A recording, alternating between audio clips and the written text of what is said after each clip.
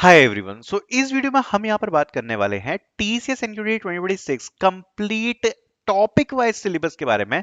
And ये video बहुत ही ज्यादा इंपॉर्टेंट है बिकॉज देखो क्या हुआ ना, मैंने जब लास्ट वीडियो बनाई तो बहुत बच्चों ने बोला कि भैया आपने बोला कि इस बार का जो टीसीएस एनक्यूटी का एग्जाम है वो स्ट्रेटजी से आपको प्रिपेयर करना पड़ेगा, क्योंकि आपके पास हम मोटा मोटा मान के चल लेते हैं कि 10 मार्च को जो आपका एग्जाम है ना वो आपका होने वाला है। तो आपने बोला कि भाई इसको स्मार्टली प्रिपेयर करना पड़ेगा, तो कैसे करें स्मार्टली प्रिपेयर?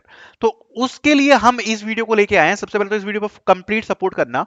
बाकी इसमें हम टॉपिक वाइज सिलेबस के बारे में बात करेंगे इस वीडियो में पर्टिकुलर। एंड सबसे इंपॉर्टेंट क्या है वो पहले ही जान लो। टॉपिक वाइज तो हम बात करने वाले हैं, लेकिन सबसे इंपॉर्टेंट चीज ये है, मैं आपको कुछ दो तीन चीजें ऐसी बताऊंगा कि भाई ऐसे पढ़ना। उससे क्या होगा कि आपको पहले ही आइडिया लग जाएगा, और जो आपका एग्जाम है ना आपको ये 15 दिन कब नहीं लगेंगे, ऐसा नहीं लगेगा कि भाई 15 दिन का जो समय है ना ये काफी कम है, इसमें मैं प्रिपेयर नहीं कर पाऊंगा। इस वीडियो को देखने के बाद आपको ऐसा लगेगा कि हाँ कवर हो जाएगा, कोई ज्यादा दिक्कत नहीं है, तो हम कर लेंगे उसको, ठीक है। तो इसलिए first of all make sure to like this video. पूरी चीजों को हम डिस्कस करेंगे इस वीडियो में। दूसरी बात देखो, मैं काफी एफर्ट लगा रहा हूं, अगर आप हमारे चैनल पर जाओगे ना मैं आपको एक बार दिखा देता हूं। कल हमने वर्बल एबिलिटी के लिए 2 घंटे 8 मिनट की पूरी एक वन शॉट वीडियो डाली है, कंप्लीट ग्रामर रूल्स वगैरह सब बताएं। उससे पहले अगर आप देखोगे तो एक दिन पहले 1 घंटे और 25 मिनट की पीवाईक्यू की वीडियो डाली थी कोडिंग क्वेश्चन की। अब होता क्या, कई लोग बोलते थे कि पीवाईक्यू करा रहे हैं, पीवाईक्यू करा रहे हैं, जबकि वो नहीं कराते, सीधे सीधे क्वेश्चन उठा के डाल देते हैं। वो वाला सीन हमारा नहीं है। जो एक्चुअल क्वेश्चन था आप जाके एग्जाम में देख लेना, उस दिन की जो वीडियोस हैं टीसीएस की, आपको वही एग्जैक्ट क्वेश्चन मिलेगा विद आंसर। तो जो वन शॉट वीडियो कराई है वो प्रॉपर पीवाईक्यू का, जो इस साल 2026 में जो भी क्वेश्चंस आए हुए थे उसका प्रॉपर जो पीवाईक्यू है उसका सॉल्यूशन आपको उसमें देखने को मिलेगा। तो काफी इंपॉर्टेंट वीडियो है वो, जाके जरूर चेकआउट करना। ये सारी वीडियोस हम कोई एक पैसा नहीं ले रहे हैं आपसे, फ्री में डाल रहे हैं यूट्यूब पे। तो जब फ्री में डाल रहे हैं तो फिर आपको क्या कष्ट है, आपको देख नहीं है, बस जाके देखो और चेकआउट करो। आपको सारा प्रीवियस ईयर वगैरह हम डाल ही रहे हैं फ्री में, ठीक है। दूसरी चीज एक और मैं डिस्कस करना चाहूंगा, अपन जाएंगे इस पर। उससे पहले मैं आपको एक चीज बताना चाहूंगा, इस बार का जो टीसीएस एनक्यूटी का एग्जाम है जैसा मैंने आपको बताया, ये आपकी दो चीजों पे चलेगा। क्योंकि इस बार जो ऑन कैंपस का एग्जाम हुआ था उसमें न्यूमेरिक एबिलिटी भाई टीसीएस ने क्या किया, उनने बहुत हार्ड डाल दिया। उनने बोला कि न्यूमेरिक एबिलिटी में तो हम बिल्कुल हड्डियां तोड़ देंगे बच्चों की, तो जाके उनने हार्ड क्वेश्चंस डाले न्यूमेरिक में। एंड जो रीजनिंग था वो मीडियम था, और वर्बल आपका जो था वो भी आपका मीडियम डिफिकल्टी का था। अब मैं आपको एक चीज बताता हूं कि आप क्या सोच रहे हो, 10 क्वेश्चन 20 क्वेश्चन 30 क्वेश्चन प्रैक्टिस करने की। अब मैं आपको एक चीज दिखाता हूं। यहां पर आज हमने 1500 प्लस क्वेश्चन डाल दिए प्रैक्टिस सेट्स के अंदर, जो आप प्रैक्टिस कर सकते हो वर्बल के, रीजनिंग के, क्वांट के मिला के। 1500 से ज्यादा क्वेश्चन आपको मिल जाएंगे। आप ये प्रैक्टिस सेट्स मिला लो, और ये जो डेली टेस्ट हम लोग डाल रहे हैं ना, ये डेली टेस्ट हमने जो इंपॉर्टेंट टॉपिक्स हैं उसके हिसाब से डाल रहे हैं हम। ये आप देख लो। और अभी लाइव टेस्ट अभी हम कंडक्ट करवाएंगे और ज्यादा। एंड आप देख सकते हो फुल लेंथ के 7 टेस्ट यहां पर ऑलरेडी डले हुए हैं। इतने सारे क्वेश्चंस कोई अगर आपको प्रोवाइड करा रहा हो तो आप जाके मुझे बता देना कि 7 फुल लेंथ टेस्ट यहां पर डले हैं। अभी हम फुल लाइन टेस्ट जो लाइव टेस्ट हैं वो भी कंडक्ट करवाएंगे अलग से in the month of March. And यहां पर आपको डेली प्रैक्टिस में 1500 से ज्यादा क्वेश्चंस देखने को मिल जाएंगे। प्लस आपको कोडिंग शीट्स पता है कैसी हैं? ऐसे लैंग्वेज वाली है जो टीसीएस पूछती है ना, उसी सेम लैंग्वेज पर आधारित जो कोडिंग शीट्स हैं वो आपको इसमें देखने को मिल जाएंगी। तो आपको मॉक टेस्ट का जो लिंक है ना वो डिस्क्रिप्शन में मिल जाएगा। और मार्च में तो देखो फुल लेंथ टेस्ट होंगे। अभी हम इंपॉर्टेंट टॉपिक्स पे भी लाइव टेस्ट करवा रहे हैं। जो फुल लेंथ टेस्ट है ना वो तो बहुत ज्यादा हेल्पफुल होगा, क्योंकि आप उसमें एक्चुअली में देख पाओगे कि आप कहां स्टैंड करते हो। और अगर आप कंसिस्टेंटली अगर आप टॉप 20% में आ गए ना, कि भाई आपने पहला टेस्ट दिया आप उसमें भी 20% में आ गए, अगला टेस्ट दिया उसमें भी आप टॉप 20% में आ गए, तो अगर आपका टॉप 20% चल रहा है तो आपका टीसीएस निकलेगा ही निकलेगा। क्योंकि उससे आपको एक आइडिया लग जाएगा। क्योंकि ऐसा नहीं है कि भाई 100-200 बच्चे दे रहे हैं टेस्ट, टेस्ट देंगे बहुत सारे बच्चे। तो हमारा जो कोर्स है उसमें अच्छा कंपटीशन होता है बच्चों के बीच में। आप खुद अपनी रैंक देख पाओगे क्या रैंक आ रही है। जब इतने सारे बच्चों के बीच में कंपटीशन होता है तो आपको एक्चुअल पोजीशन अपनी पता पड़ेगी कि किस जगह पे हम स्टैंड करते हैं, किस जगह पे दूसरे बच्चे स्टैंड करते हैं, ठीक है। तो इसके लिए आपको जो फुल लेंथ वगैरह के टेस्ट है वो मार्च में हम लोग कंडक्ट करवा रहे हैं। अभी शॉर्ट लाइफ टेस्ट वगैरह कंडक्ट करवा रहे हैं। तो एनरोल कर लेना, मॉक टेस्ट में बहुत हेल्प मिलेगी, ठीक है। अगर आप फुल लेंथ टेस्ट भी देके चले जाते हो ना काफी सारे प्रैक्टिस के लिए, तो आपको ऑलरेडी बहुत कॉन्फिडेंस मिल जाएगा कि भाई टीसीएस अपन का निकल सकता है। अब बात कर लेते हैं जरा, जो मैं आपको स्ट्रेटेजी के बारे में बात कर रहा था, वेटेज वाइज कैसे प्रिपरेशन करनी है, स्टार्ट करेंगे क्वांट के साथ। तो देखो ये जो क्वांट है ना ये आपका फर्स्ट टॉपिक है, जिसको आप न्यूमेरिक एबिलिटी बोलते हो टीसीएस के अंदर। एंड अगर आप मोटा मोटा देखोगे तो इसमें आपके 20 क्वेश्चंस आते हैं और आपको टाइम मिलेगा 25 मिनट्स। अब यहां पर एक ऑन स्क्रीन कैलकुलेटर होता है। एंड यही सबसे बड़ी समस्या है कि ये जो ऑन स्क्रीन कैलकुलेटर ना, इसके चक्कर में यहां पर जो टीसीएस है वो बहुत ज्यादा हार्ड क्वेश्चंस पूछती है न्यूमेरिक एबिलिटी के अंदर। अगर कोई भी बंदा आपको ये बोल रहा है ना कि टीसीएस में मीडियम क्वेश्चन आएंगे या नॉर्मल क्वेश्चन, तो आपको पागल बना रहा है। टीसीएस में हार्ड क्वेश्चन आते हैं न्यूमेरिक एबिलिटी में, लेंथी क्वेश्चन आते हैं, और सही बताऊं तो कोई उन क्वेश्चंस को फॉर्म भी नहीं कर सकता, बिकॉज डीसीएस क्या करती है, जनरली 2 या 3 क्वेश्चंस को कंबाइन करके एक क्वेश्चन को फॉर्म करती है। इट्स ऑल अबाउट कि आप कितनी स्पीड में, कितनी एक्यूरेसी के साथ कितने क्वेश्चंस को सॉल्व कर पा रहे हो। जनरली इस बार जो ऑन कैंपस का एग्जाम हुआ, 20 क्वेश्चंस आए थे, बच्चे मुश्किल से 6 से 7 क्वेश्चन कर पाए और उनका भी सिलेक्शन हो गया। तो ये कट ऑफ भी उस हिसाब से डिपेंड करता है कि क्या लेवल आ रहा है टीसीएस का। अगर टीसीएस का क्वेश्चंस का लेवल काफी हाई है तो 6 से 7 क्वेश्चंस इनफ हो जाते हैं। अब इस बार जो बच्चों ने कोर्स लिया, अब उनने एग्जाम दिया, कहा है भैया हमने तो 20 में से 7 ही क्वेश्चन कर पाए, और आज वो बच्चे प्राइम के लिए सिलेक्ट हो चुके हैं। क्योंकि आप 7 क्वेश्चन कर पाए तो कोई बात नहीं है ना, कोई दिक्कत ही नहीं है। अगर आप पहले से लाइव टेस्ट दे के गए हो तो आपको पता है कि हम ऑलरेडी टॉप 20% में थे लाइव टेस्ट में, तो अगर हमने 7 किए तो बाकी बच्चों ने और कम किए होंगे। तो टेंशन लेने की जरूरत नहीं है, अगर आपने 7 करो या 8 करो, वो डिपेंड करता है कि पेपर कैसा आ रहा है। अगर मीडियम डिफिकल्टी का पेपर आया तो फिर कट ऑफ हाई जाता है, अगर हार्ड डिफिकल्टी का पेपर आया तो कट ऑफ काफी ज्यादा लो जाता है, ठीक है। एंड वेटेज वाइज कैसे प्रिपरेशन करनी है स्मार्ट तरीके से, वो मैं आपको पहले ही क्लियरली बता देता हूं कि क्या चीजों पे आपको फोकस करना है। देखो, एक मैं आपको बताता हूं, इस बार का जो एग्जाम हुआ था ना, उसमें आपके 1 से 2 क्वेश्चन आए थे सिंप्लीफिकेशन और नंबर सिस्टम से। अब क्या हुआ कि पूरे एग्जाम में न्यूमेरिक एबिलिटी में 20 क्वेश्चन, 20 में से जो 18 थे वो टीसीएस ने बहुत ही ज्यादा हार्ड दे दिए। मात्र 2 ही क्वेश्चन थे जो इजी मीडियम लेवल के थे, वो था एक सिंप्लीफिकेशन से और एक नंबर सिस्टम पे। तो इसमें तुम कुछ बहुत ज्यादा डिफिकल्ट क्वेश्चन बना ही नहीं सकते। तो ये ऐसा टॉपिक है, भले इसका वेटेज कम होना है एग्जाम में, बट ये जो 2 मार्क्स है ना, ये भी बहुत ज्यादा मैटर कर जाते हैं। क्योंकि ये 2 मार्क्स से भी ऐसा होता है, 2 नंबर तो मिल गए, अब 6 नंबर पे तो क्वालिफाई हो गए बच्चे इस बार। तो वो 2 मार्क्स का जो स्कोर था वो बहुत ज्यादा इंपॉर्टेंट था। इसलिए मैं आपको रिकमेंड करूंगा कि सिंप्लीफिकेशन एंड नंबर सिस्टम, ये बिल्कुल ज्यादा टाइम नहीं लेंगे, छोटे छोटे टॉपिक्स हैं, एक बार आप इनकी ट्रिक्स वगैरह समझ गए, आपका काम हो जाएगा। सिंप्लीफिकेशन एंड नंबर सिस्टम अगर आप कर लोगे, तो अगर 0 से 2 क्वेश्चन के बीच में इसमें से आते हैं प्रॉपर एग्जाम में, तो आपका ये है कि ऐसा टॉपिक हो जाएंगे ये 2, कि आपको ऐसा लगेगा कि हाँ, इसके जो मार्क्स हैं वो हम स्कोर कर सकते हैं, ठीक है। तो ये 2 टॉपिक अपन के सॉर्टेड हो गए। अब मैं आपको बताता हूं, जो पूरा पेपर है 20 क्वेश्चन का, उसमें से कम 10 क्वेश्चंस जो टॉपिक कवर कर लेते हैं और वो एक साथ चलते हैं, जिसमें आपका सबके फादर आते हैं, डैडी साहब हैं ये परसेंटेज। ये डैडी साहब हैं। ये क्यों है डैडी साहब? क्योंकि अगर आप इस कॉन्सेप्ट को नहीं कर रहे हो ना, तो आप बाकी कॉन्सेप्ट्स को नहीं कर पाओगे। डैडी साहब का यूज होता है एसआईसीआई में, प्रॉफिट लॉस डिस्काउंट में, टाइम वर्क में, रेशियो प्रपोर्शन में, पार्टनरशिप में, टाइम स्पीड डिस्टेंस में, सब में डैडी साहब का यूज होता है, एवरेज में भी यूज होता है। तो ये डैडी साहब है। परसेंटेज को आप जितना ज्यादा समय दे सको करो, जितनी ज्यादा फास्ट क्वेश्चन कर सको, क्योंकि ऑलमोस्ट जो क्वेश्चंस होते हैं ना बाकी टॉपिक के, वो लगभग आपको सिमिलर लगेंगे। अगर आप परसेंटेज कर लोगे ना, ज्यादा दिक्कत नहीं आएगी, बस फॉर्मूला ठोको और परसेंटेज वाली ही कैलकुलेशन होगी। मैं आपको समझाता हूं इसके बारे में। तो ये परसेंटेज साहब डैडी साहब हैं, और जितना ज्यादा से ज्यादा इसकी प्रैक्टिस करोगे उतना बढ़िया है। अब अगर आपका परसेंटेज बढ़िया हो जाता है, प्रैक्टिस करते हो, टाइमर के साथ क्वेश्चन प्रैक्टिस करते हो, अब एसआईसीआई, प्रॉफिट लॉस एंड डिस्काउंट, पता है कैसे टॉपिक्स हैं, मैं आपको बताता हूं कैसे प्रिपेयर करना है। ये फॉर्मूला बेस्ड टॉपिक है, आपको कोई टाइम वेस्ट करने की जरूरत नहीं है। एक बार सारे आपने फॉर्मूलाज पढ़ लिए, सारे क्वेश्चंस का टाइप देख लिया, उसके बाद जो परसेंटेज का क्वेश्चन है ना, हाफ क्वेश्चन वही बन जाता है वो। जब आपकी इक्वेशन बन जाएगी ना, फिर वही रह जाएगा कि इक्वेशन ही आपको सॉल्व करनी है, या आपको कोई पर्टिकुलर चीज को सॉल्व करना है। क्योंकि अगर प्रॉफिट लॉस में भी ज्यादातर जो क्वेश्चंस आते हैं ना टीसीएस में, वो डिस्काउंट बता देता है कि 20% का लॉस हुआ, 30% का ये हुआ वो हुआ, इतना परसेंट डिस्काउंट है। तो वो एक कैलकुलेशन टाइप की हो जाती है, ठीक है। तो आधा क्वेश्चन परसेंटेज जैसा ही बन जाता है। तो ये जो डैडी साहब है ना, यही बन जाएंगे आपके, चाहे आप एसआईसीआई ले लो, चाहे आप प्रॉफिट लॉस ले लो, चाहे आप टाइम एंड वर्क ले लो। तो बहुत इंपॉर्टेंट टॉपिक हो जाता है ये। तो आपको परसेंटेज तो आपको ज्यादा से ज्यादा प्रैक्टिस करके निपटाना है।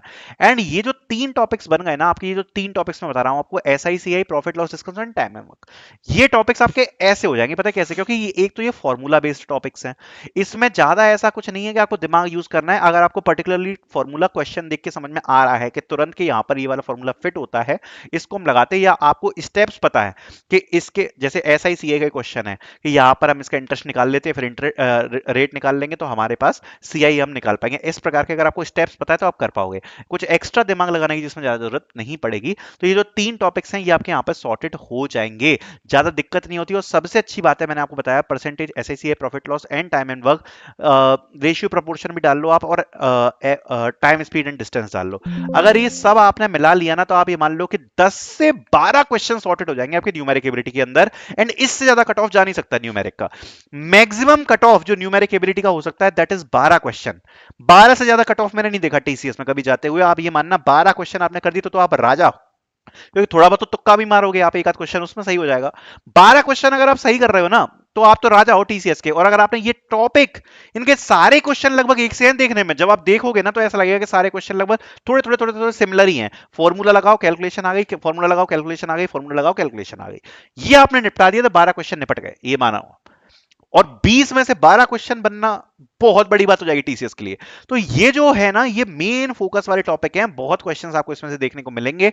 मैं आपको रिकमेंड करूंगा कि जो हमने प्रैक्टिस सेट्स डाल के दिए हैं, आप इसमें जाना, प्रैक्टिस सेट्स क्वांट, इसमें लेवल बहुत अच्छा है क्वेश्चंस का। तो जैसे आप देख सकते हो, परसेंटेज है, ट्रेन बेस्ड, एवरेज, एसआईसीआई, ठीक है, रेशियो, प्रपोर्शन, मिक्सचर, एलिगेशन, यहां से आप परफॉर्म मतलब अच्छे से प्रैक्टिस करो। उसके बाद आप डेली प्रैक्टिस में जाओ, इसमें आपको मिल जाएंगे प्रॉफिट लॉस, डिस्काउंट, एसआईसीआई, इनसे जाके प्रैक्टिस करो, टाइम एंड वर्क। तो अच्छी प्रैक्टिस हो जाएगी आपकी काफी ज्यादा। एंड एक बार बहुत अच्छी प्रैक्टिस हो गई ना पार्टनरशिप वाले की, आपका 10 से 12 क्वेश्चन सॉर्टेड हो जाएगा इसमें से। ये ऐसे टॉपिक है जिनकी सबसे ज्यादा प्रैक्टिस अगर आप, मैं आपको रिकमेंड करूंगा कि आप करो। बाकी टॉपिक्स को आप भले ही थोड़ा कम समय दे देना, ये 5-6 टॉपिक्स मैंने आपको बता दिए, बहुत इंपॉर्टेंट है। अब जो बचे हुए टॉपिक्स है जिसमें क्वाड्रेटिक इक्वेशन आता है, ये एक इंपॉर्टेंट टॉपिक है क्योंकि ये एडवांस में भी आता है और थोड़ा सा डिफिकल्ट भी है, मैं इसको थोड़ा सा डिफिकल्ट टॉपिक मानता हूं। तो ये आपका ऐसा सीन रहेगा इसका कि इसको आप थोड़ा सा ये टॉपिक निपटा के, इससे बाद में दिमाग ना खराब हो, मीडियम लेवल तक के क्वेश्चन आप इससे प्रिपेयर कर सकते हो। एंड देन आपका data interpretation, again easy topic है, कुछ नहीं करना है इसमें, आपका बस चार्ट्स को देखना आना चाहिए।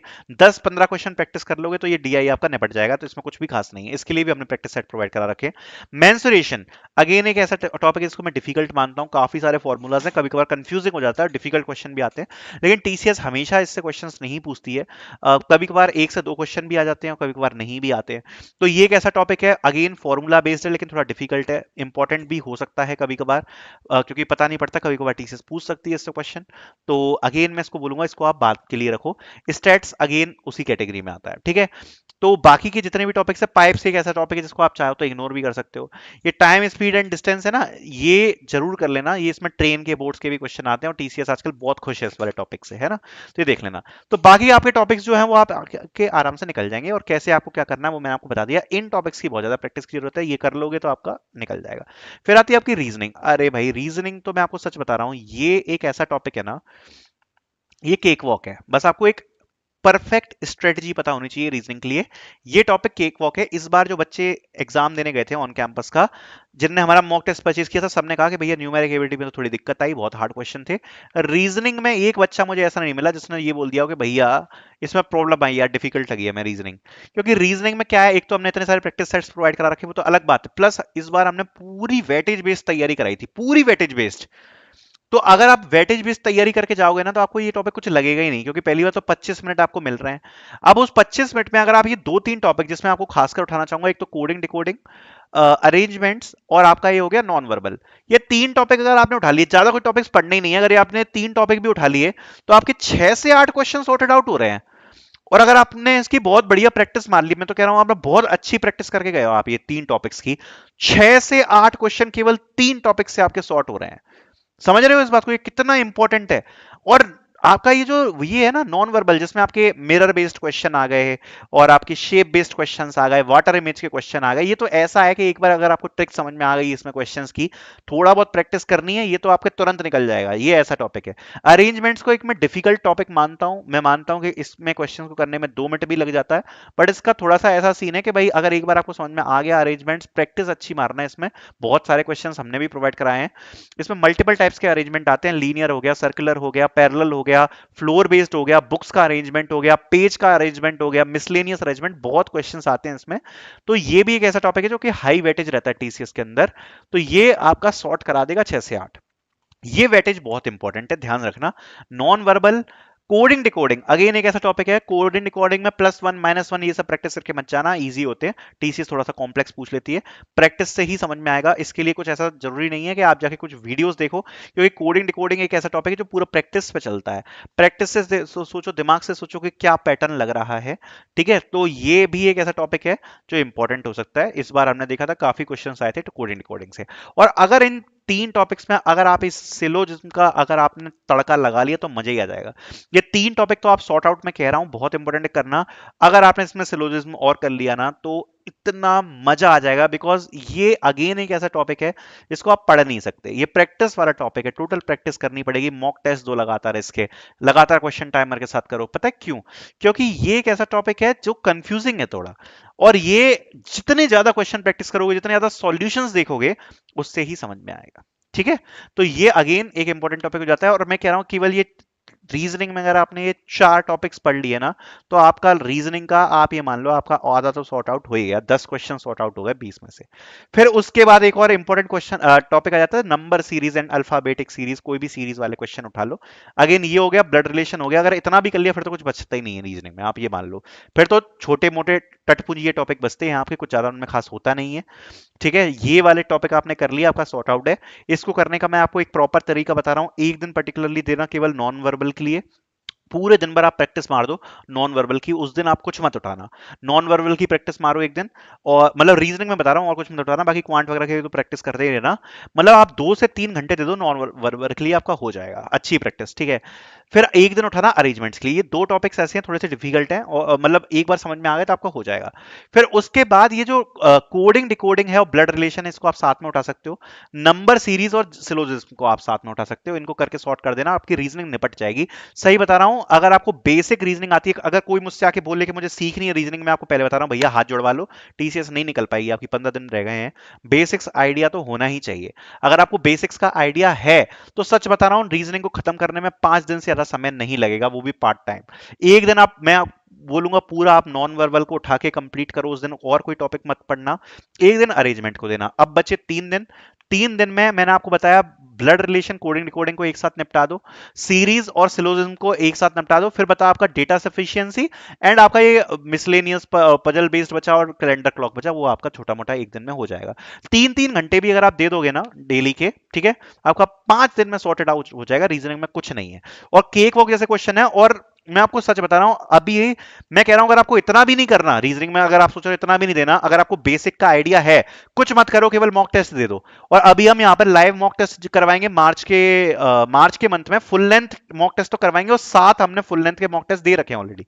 7 मॉक टेस्ट फुल लेंथ वाले हैं, वो ही दे के चले जाओ, काम हो जाएगा। मैं कह रहा हूं कुछ भी नहीं करना आपको। अब और बोलो, मैं तो कह रहा हूं इंडिविजुअल मत पढ़ो क्वेश्चंस को, जो 7 फुल लेंथ के मॉक टेस्ट दे रखे हैं वो, और जो मार्च के मंथ में हम लाइव टेस्ट कंडक्ट करवाएंगे वो देके चले जाना, और आपका रीजनिंग हो जाएगा।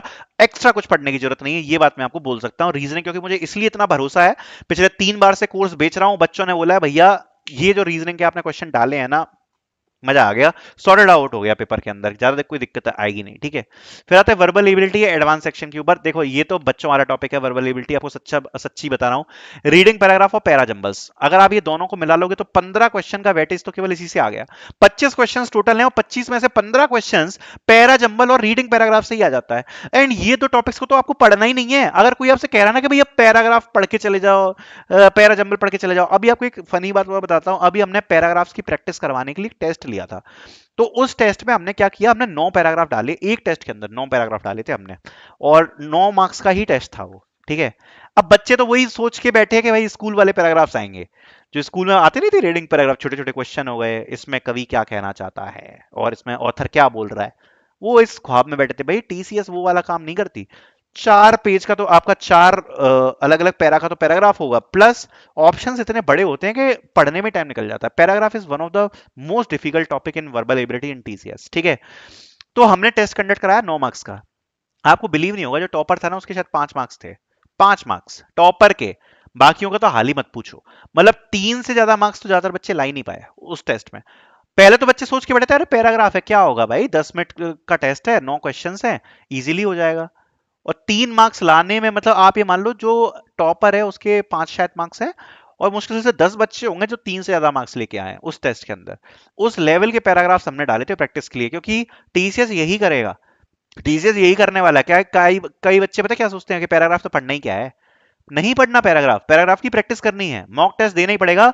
अदरवाइज मैं आपको गारंटी दे रहा हूं इस बात की, अगर आप पैराग्राफ्स को मॉक टेस्ट से प्रैक्टिस करके नहीं जा रहे हो, आप पैर को ऊपर कर लेना और सर को नीचे कर लेना, आप कुछ भी कर लो, पैराग्राफ में आप मार्क्स लेके नहीं आ पाओगे। ये मैं लिखवा के देता हूं, अपने एक्सपीरियंस से बोल रहा हूं। मैं बेचने के लिए नहीं कह रहा, मैं ये नहीं कह रहा कि मेरा कोर्स ले लो, मैं कह रहा हूं किसी और का ले लो।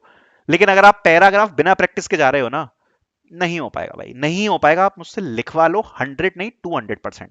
अगर आप टाइमर के साथ प्रैक्टिस करके नहीं जा रहे हो पैराग्राफ, नहीं हो पाएगा। मैंने देखा है बच्चे चले जाते हैं ये सोच के पैराग्राफ है, कुछ नहीं है। ये एक तो इसका वेटेज हाई है, प्लस लेवल बहुत अच्छा आता है, इसमें बहुत लेंदी आते हैं, ठीक है। फिर आता है पैराजंबल, अगेन सेम चीज जो पैराग्राफ के लिए, वही इसके लिए सॉर्टेड आउट है। लेंदी क्वेश्चन है, बड़े हैं, प्रैक्टिस करोगे हो जाएगा। फिर बचते हैं grammar and fill in the blanks. कुछ ज्यादा पढ़ने की जरूरत नहीं है, अभी वन शॉट की फ्री वीडियो डाली है मैंने चैनल के ऊपर। 100 रूल्स तो मैंने उसी में पढ़ा दिए, उसी पे बेस होते हैं। अगर उसमें से 4-5 रूल्स भी आ गए तो उसमें आपका सॉर्टेड हो जाएगा। बाकी एक्स्ट्रा टाइप्स तो ज्यादा सोचना है नहीं, इसके लिए कुछ एक्स्ट्रा टाइम वेस्ट मत करना, पढ़ना मत, इतना ही पढ़ के जाना, वर्बल आपका सॉर्टेड आउट हो जाएगा। एडवांस सेक्शन अगेन इसमें कुछ ज्यादा खास है नहीं। फाउंडेशन अगर आप पढ़ के जा रहे हो तो फाउंडेशन के टॉपिक्स हैं इसके अंदर। मेंसुरेशन हो गया, arrangements, coding, decoding, data sufficiency, data interpretation, quadratic equation, states, permutation, combination, time, speed, distance. And ये क्वेश्चंस जो हैं वो फाउंडेशन से इजी होते हैं। तो अगर आप ये सोच रहे हो इसके लिए कुछ बहुत एक्स्ट्रा पढ़ना है तो ऐसा नहीं है। कुछ टॉपिक्स हैं लाइक परम्यूटेशन, कॉम्बिनेशन, जो मैंने देखा है कि जनरली फाउंडेशन में कम आते हैं। स्टेट्स भी मैंने देखा है कि कम आता है फाउंडेशन, वो उसमें ज्यादा आता है। डीआई के भी क्वेश्चन इसमें ज्यादा आते हैं, फाउंडेशन में कम आते हैं, इसमें ज्यादा आते हैं। एंड इसमें आपको टाइप करना पड़ता है आंसर, ठीक है, ये बात समझना। टाइप करना पड़ेगा, एमसीक्यू नहीं मिलेगा। तो ये आपका सॉर्टेड ऑलरेडी हो जाएगा अगर आप यहाँ पर फाउंडेशन सेक्शन कर रहे हो। सो आई होप आपको समझ में आया होगा कि कैसे आपको प्रिपरेशन करनी है, टीले थोड़ा सा प्रिपरेशन करने के लिए। अब बात करते हैं जरा कोडिंग क्वेश्चंस के बारे में। तो देखो इसको थोड़ा सा अपन डिटेल में समझेंगे। सबसे पहले कोडिंग क्वेश्चंस के बारे में मैं डिस्कस करना है।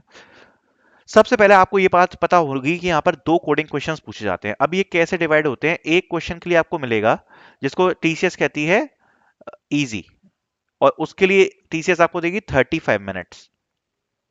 एक को टीसीएस बोलती है मीडियम, और इसको सॉल्व करने के लिए टीसीएस आपको देगी 55 मिनट्स। ज्यादा टाइमिंग के इश्यूज नहीं आते हैं कोडिंग क्वेश्चन के अंदर। अगर आपको कोडिंग क्वेश्चन आ गया तो आ गया, और नहीं आया तो नहीं आया, ठीक है, ये वाला सीन होता है। इसको समझेंगे जरा। अब जनरली इस साल का जो एग्जाम हुआ है वो कैसा हुआ है मैं आपको समझाता हूँ। इसमें थोड़ा सा ये लोग गड़बड़ घोटाला कर देते हैं। कैसे? जो इजी वाला क्वेश्चन है 35 मिनट्स का, अब यहाँ के टोटल 2 सिनेरियो बनेंगे। अभी जो इस बार एग्जाम हुए से तो कुछ कुछ फेजेस में उनने ऐसा एग्जाम क्वेश्चन पूछ लिया कि जैसे 6.4352 है, इसको राउंड ऑफ कर दो 2 डेसिमल तक, तो आंसर क्या आ जाएगा? 6.43। इतना सिंपल क्वेश्चन, एक नंबर दिया है उसको राउंड ऑफ करना है, ठीक है। तो एक तो इतना सिंपल क्वेश्चन पूछ लिया। और ऐसे ही इस प्रकार के और भी कुछ क्वेश्चंस पूछे। जैसे एक बार डायरेक्टली इजी वाले क्वेश्चन में कडेंस एल्गोरिथम पूछ ली थी, ठीक है। तो मतलब कभी कभार तो शिफ्ट में ऐसा हुआ कि जो इजी वाला क्वेश्चन है ना वो सच में इजी ही आ रहा है, और उसमें ज्यादा कुछ नहीं है, कंपाइलर भी सही वर्क कर रहा है और इजीली हो पा रहा है। कभी कभार ये जो इजी क्वेश्चन था इसको एकदम से बहुत हार्ड कर दिया, तो इसमें डिफिकल्ट भी क्वेश्चन पूछा, प्लस लैंग्वेज, मेन प्रॉब्लम है लैंग्वेज। लैंग्वेज और इनपुट आउटपुट इतना खराब था कि बच्चों को समझ में ही नहीं आया कि लैंग्वेज कैसे यूज करें, लैंग्वेज में क्वेश्चन क्या कहना चाह रहा है, इनपुट आउटपुट कैसे लें, तो सब कुछ काफी खराब कर दिया इसमें, ठीक है। तो ये एक बहुत बड़ी समस्या है कि आप टीसीएस में जो इजी क्वेश्चन है या हार्ड क्वेश्चन है उसको आप प्रिडिक्ट नहीं कर सकते कि वो किस लेवल का आएगा और कैसा क्वेश्चन आने वाला है। बहुत ज्यादा लक बेस्ड है, बहुत ज्यादा। कोई भी अगर कह देना कि इजी क्वेश्चन इजी आएगा, हार्ड हार्ड आएगा, तो उसको बिलीव मत करना, क्योंकि मैं तो सीधी बात बता रहा हूं आपको, ये काफी ज्यादा लक बेस्ड है, ठीक है, ये लक पे चलता है। अब तब भी अगर उसको हम कैटेगराइज करें क्वेश्चंस को देखते हुए, तो जितना चीजें नोटिस करी हैं वो मैं आपको बताऊंगा। जो फर्स्ट क्वेश्चन है जनरली वो कुछ टॉपिक्स के ऊपर रहता है, जिसमें सबसे पहले आता है आपका एरेस। एरेस के बाद आता है आपका स्ट्रिंग्स, फिर आता है आपका नंबर्स, नंबर्स के ऊपर कुछ हो सकता है, फिर आता है कन्वर्जन्स, कन्वर्जन, एंड देन आता आता है बिट्स ऑपरेशन, बिट्स ऑपरेशन। ये कुछ टॉपिक हैं जिसके ऊपर आपका फर्स्ट क्वेश्चन बेस्ड हो सकता है। सेकंड क्वेश्चन जो है वो भी एरेज, स्ट्रिंग्स। जनरली एक आध बार हमने क्वेश्चन देखा है इसका, मतलब थोड़ा सा ऊपर लेवल का आते हुए, तो recursion plus basic DP plus basic graph, ठीक है, या प्लस कॉम्प्लेक्स एल्गोरिथम। जैसे कि स्लाइडिंग विंडो वगैरह से भी क्वेश्चंस पूछे हैं, ठीक है। सो उसके रिलेटेड भी जो क्वेश्चंस हैं वो आ जाते हैं कॉम्प्लेक्स एल्गोरिथम को लेकर। तो जनरली इस प्रकार के क्वेश्चंस जो है आप यहाँ पर एक्सपेक्ट कर सकते हो। सबसे पहले मैं इजी वाले क्वेश्चन पे जाऊंगा। इस बार जो एग्जाम हुआ है तो काफी उसमें हमें डिफरेंशिएशंस देखने को मिले हैं। कभी कभी कभार तो इजी क्वेश्चन में सच में इजी आ गया, कभी कभार में उसको काफी ज्यादा हार्ड लैंग्वेज में कर दिया। इसको प्रिपेयर करने का कोई सिंपल तरीका नहीं है, मैं आपको सच्चाई बता रहा हूँ। टीसीएस के लिए अगर कोडिंग प्रिपेयर करना चाह रहे हो, कुछ बहुत ऐसे अल्ट्रा प्रिपरेशन की जरूरत नहीं है, क्योंकि जैसा मैंने बताया काफी लक बेस्ड रहता है कि क्या आ जाए आप उनको पता नहीं रहता। सबसे पहले तो एरेज एंड स्ट्रिंग्स लगभग सिमिलर से ही क्वेश्चंस होते हैं इन दोनों के। ये टॉपिक मिला के मैं कहूंगा कि अगर आप 25 से 30 क्वेश्चन भी मीडियम लेवल के ठीक ठाक करके जा रहे हो ना, मीडियम लेवल के, यहां से आपका फाउंडेशन बन जाएगा 25 से 30 क्वेश्चन। ठीक है, 25 से 30 क्वेश्चन एरे और स्ट्रिंग मिला के। ठीक है, अगर आप करके जा रहे हो, आपका ये है कि बेसिक्स अच्छा क्लियर होना चाहिए और प्रॉब्लम सॉल्विंग मीडियम लेवल के क्वेश्चंस हों। ये नहीं कि बच्चों वाले क्वेश्चन पढ़ के जा रहे हो कि भाई स्ट्रिंग को रिवर्स करना है।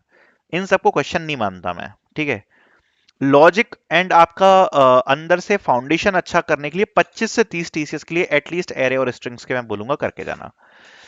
फिर आता है आपका नंबर्स। ठीक है, नंबर्स में कैसे क्वेश्चन आते हैं, रिलेटेड टू प्राइम नंबर्स हो गया, और अजीब अजीब के क्वेश्चन होते हैं। Check if N is a good number और नॉट, और उसकी फिर पर्टिकुलर कंडीशन होती है। तो नंबर से रिलेटेड जो क्वेश्चंस आते हैं उसमें एक तो ये मॉड्स वगैरह के जो ऑपरेशन होते हैं ना, कि मॉड्यूलस करना है, इतने नंबर से मॉड करना है, इतने से करना है, या फिर ये डिजिट निकालनी है, वो डिजिट निकालनी है। तो ये डिजिट बेस्ड नंबर बेस्ड जो क्वेश्चन है वो नंबर्स के आते हैं।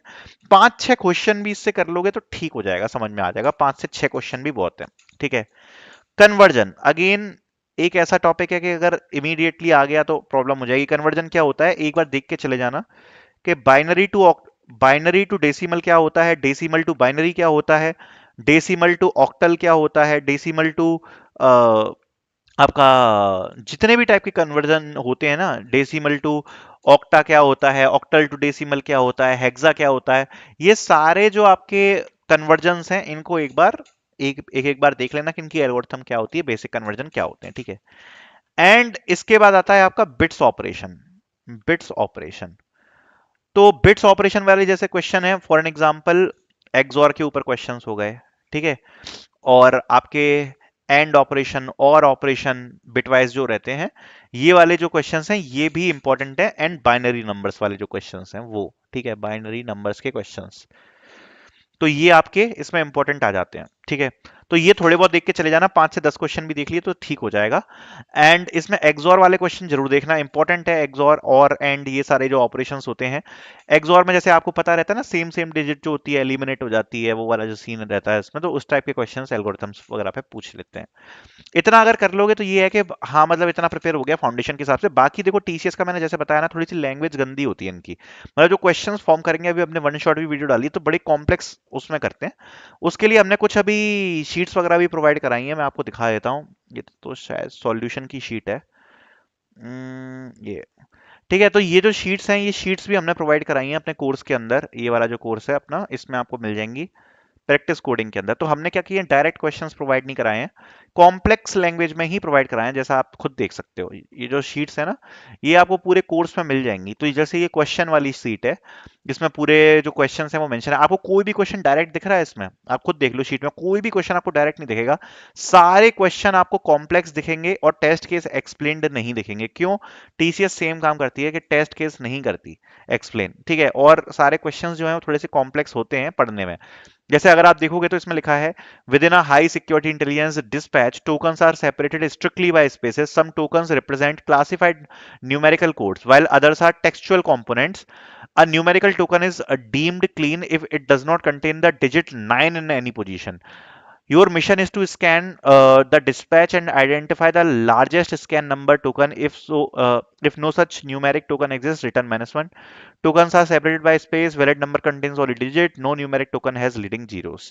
So इसमें अगर आप देखोगे तो ये मतलब बेसिकली एक कॉम्प्लेक्स लैंग्वेज का ही क्वेश्चन है जो आपको इसमें देखने को मिलेगा। ठीक है, इनपुट और आउटपुट। सो यही बेसिकली आपका होता है। इस टाइप के जो क्वेश्चंस होते हैं वो टीसीएस यहाँ पर पूछती है। सो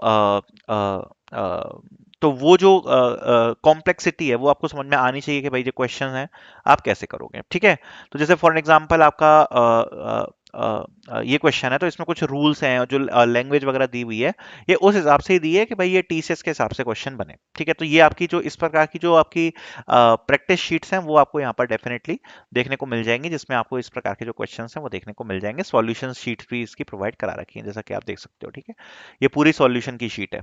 तो ऐसी जो शीट्स हैं ये हमने प्रोवाइड करा रखी है, और इसमें ऐसा नहीं है थोड़े बहुत क्वेश्चन है, बहुत सारे क्वेश्चन आपको प्रैक्टिस के लिए मिल जाएंगे। मतलब 100 क्वेश्चंस तो हम देंगे एटलीस्ट इसमें प्रैक्टिस करने के लिए, तो आप अपने हिसाब से जो भी टॉपिक्स है उसको देख सकते हो। बाकी जैसा मैंने बताया आपको लाइव टेस्ट चल रहे हैं, तो लाइव टेस्ट तो है ही हेल्पफुल, और बाकी ये जो शीट्स हैं ये भी आपको हेल्प करेंगे। ठीक है, तो ये चीज हमारी हो गई डिस्कस। तो ये सब है टीसीएस का फंडा। फिर आता है आपका जो सेकंड क्वेश्चन है मीडियम वाला। जैसा मैंने बताया कि ये देखो इसका टीसीएस ने लेवल बढ़ा दिया है। इसमें मैंने स्लाइडिंग विंडो का क्वेश्चन देखा है पिछली बार, स्लाइडिंग विंडो का।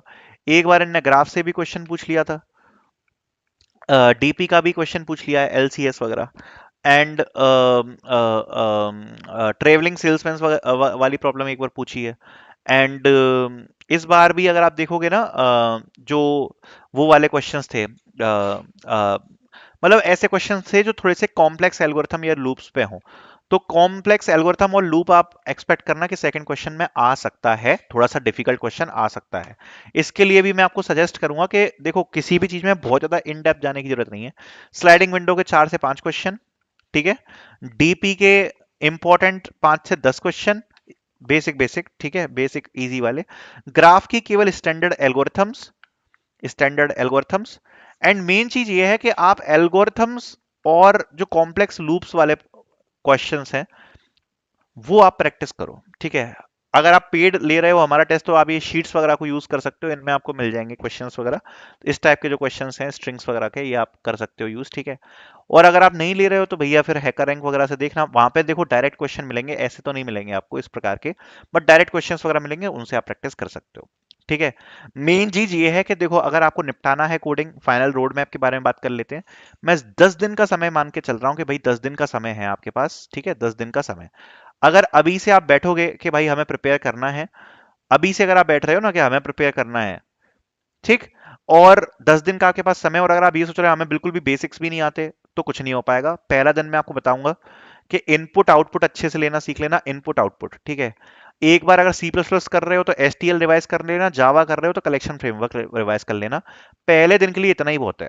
इनपुट आउटपुट एक बार सारे अच्छे से देख लो, एसटीएल कर लो, कलेक्शन फ्रेमवर्क देख लो। ठीक है, सेकंड डे आपका आएगा, इस दिन आपको एरे करना है एंड स्ट्रिंग, ये दोनों को मिला के करना है। इसके कुछ क्वेश्चन इजी, कुछ मीडियम, लगभग 10 क्वेश्चंस आप कर सकते हो एक दिन के अंदर, इजीली हो जाएंगे। ठीक है, अगले दिन जो थर्ड दिन आएगा इसके अंदर भी एरे और स्ट्रिंग के 10 क्वेश्चन। ठीक है, ये 20 क्वेश्चन आपके हो गए, आपका फाउंडेशन थोड़ा सा स्ट्रांग हो जाएगा। ठीक है, इसके बाद आपको एक पूरा दिन मैं आपको दूंगा जिसके लिए आप बेसिक बेसिक जितने भी कन्वर्जन्स हैं वो कन्वर्जन पढ़ लो। ठीक है, कन्वर्जन्स पढ़ लो, प्लस जो बाइनरी ऑपरेशन वाले क्वेश्चंस हैं वो पढ़ लो, बाइनरी ऑपरेशन वाले। इसके लिए कोई नंबर नहीं है, जितने में आपको समझ में आ जाए क्वेश्चंस उतने पढ़ लो। ठीक है, पांचवा मैं आपको बोलूंगा बिट्स ऑपरेशन। इसके लिए आप एक थोड़ा सा समय दो, बिट्स ऑपरेशन के 4 से 5 क्वेश्चन एक दिन में आप पढ़ो। ठीक है, प्लस बेसिक रिकर्जन अगर कर सकते हो तो बेसिक रिकर्जन यहां से करना स्टार्ट कर देना, 4 से 5 क्वेश्चन बेसिक रिकर्जन के कर लेना।